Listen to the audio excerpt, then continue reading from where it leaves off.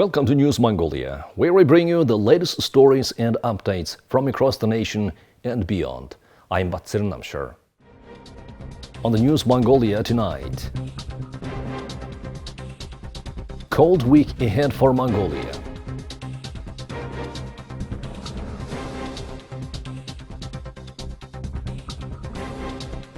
Driving Santa spreads joy during the holidays. UNDP and US State Department launch project advancing gender equality in law enforcement. For the news, stay tuned.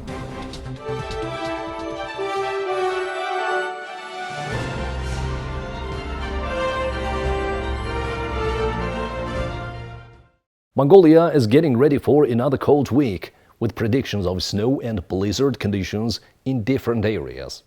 Updates for this week are being provided by the National Agency of Meteorology and Environmental Monitoring.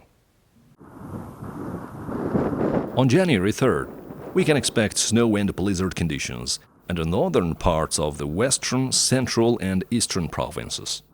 On January 4th, the northern parts of the central province and most of the eastern province will be witness snow and blizzard conditions. Moving to January 5th, some central and eastern provinces will experience snowfall.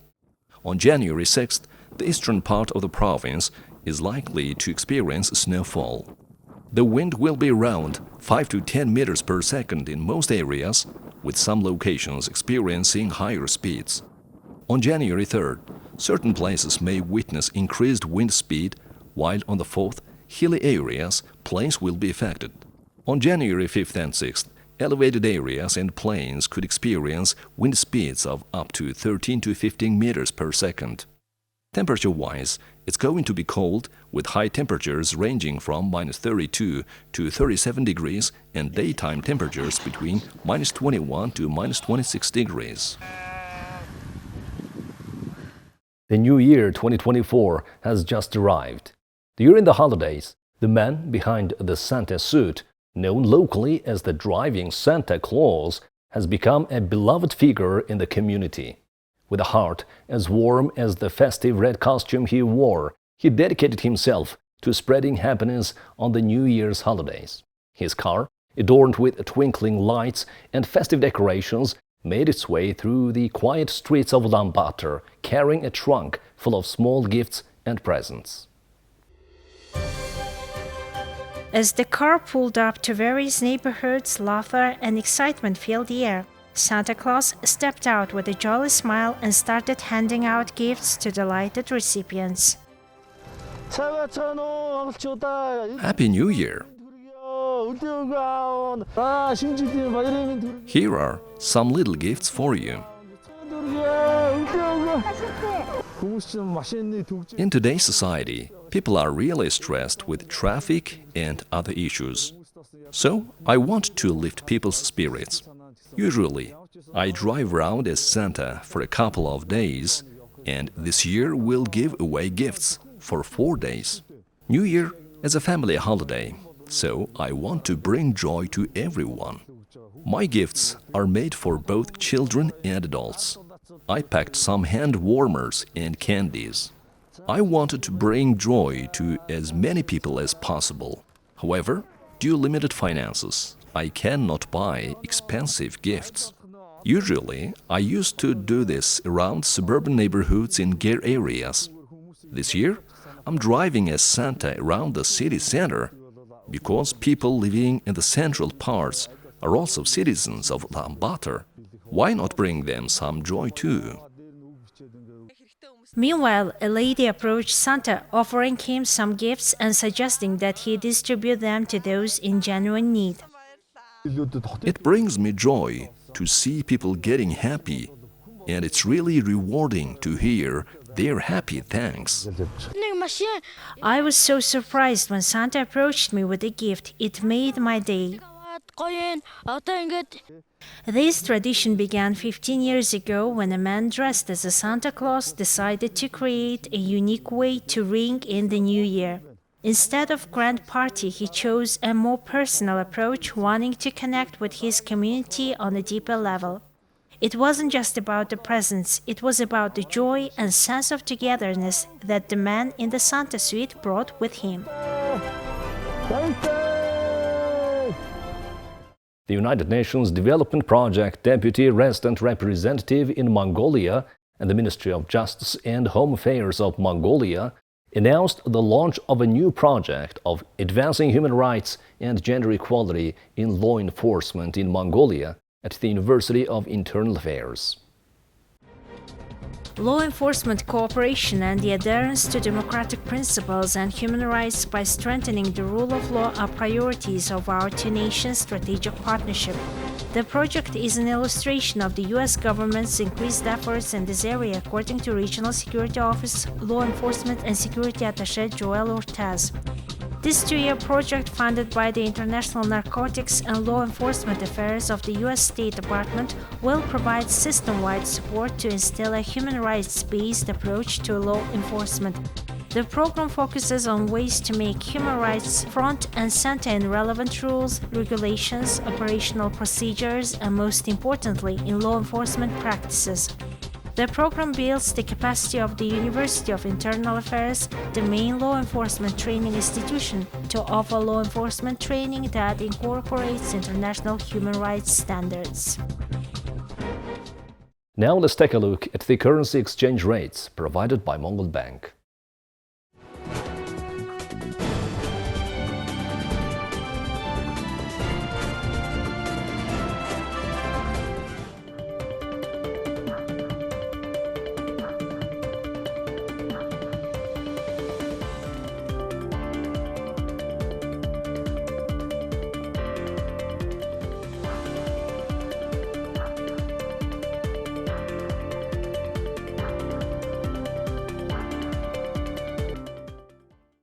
Now let's take a look at international news from our partner agencies.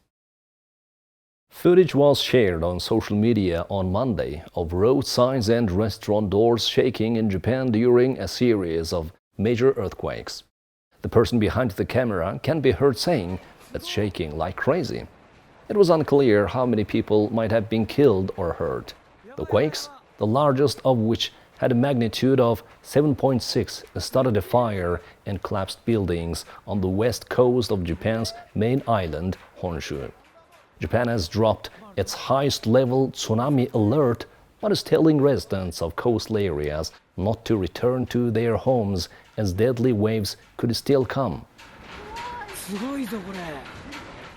People in Berlin welcomed in the new year on Monday with a traditional swim in the city's lake Oranke. Wearing silly hats, members of the Berliner Seehunde or Berlin Seals braved the lake's icy waters, waving and shouting out New Year wishes.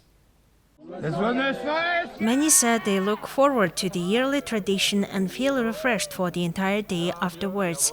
The lake's water temperature on Monday was 5.2 degrees Celsius, while the outside temperature was 6.2 degrees Celsius. One swimmer even wished there was more ice and snow. Another likened the feeling of swimming in the freezing lake to falling in love. We're having our New Year's swim today. We welcome the year 2024 traditionally always on New Year's Day at 11 a.m. at Lake Oranke. And yes, we're having fun. It could be nicer, of course, a little ice, a little snow or sunshine. Unfortunately not, but we can choose the weather. It's a great tradition. I've been doing it for 15 years and it's always a great experience. Plus, it freshens you up for the whole day. It's great. It is just great. Winter swimming simply has many beautiful aspects. It's not just the actual bathing itself. It's the anticipation hours beforehand. Yes, when the tingling in your stomach starts. It might feel a bit strange, almost, but it's like being a bit in love. And then, of course, this time together. That's also a lot of fun. It is just fun. A great community and really cool. You feel fresh for the whole day.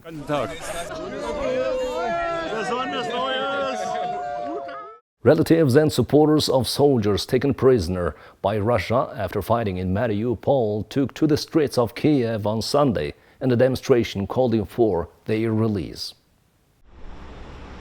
The demonstration was organized by the Association of Azov-style defenders, relatives or POWs and other supporters who assembled on a road near one of the city's largest shopping mall.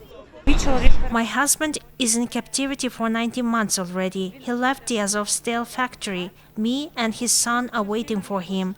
The last news from him was almost 1 year ago. However, these news were from other person that was exchanged. And for already a year we don't know anything about him, neither about his health nor about his location.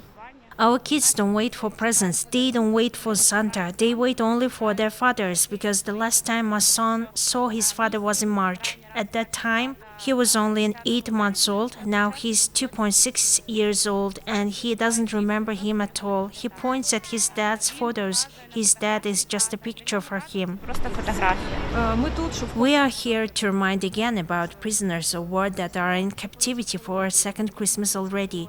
It's also their second New Year behind Russian bars, in Russians' hands. Russia is torturing them, and we have to do something to liberate them as soon as possible because it's unbearable to be in Russian captivity.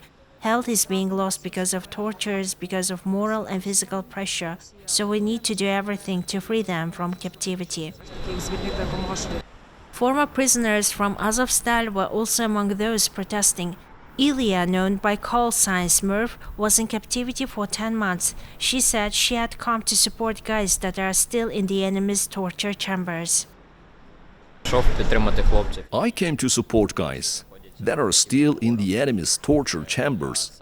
I recently returned from there myself, and I understand how hard it's for them there.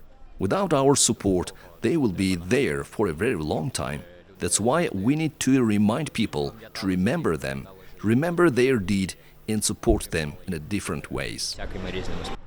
Russia took control of Mariupol in May last year after a nearly 3-month siege that reduced much of the strategic port city to a smoking ruin.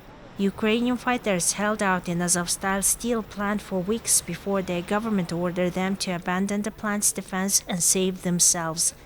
As they surrendered, troops were taken prisoner by Russia. Families of captured soldiers lost connection with them at the same time.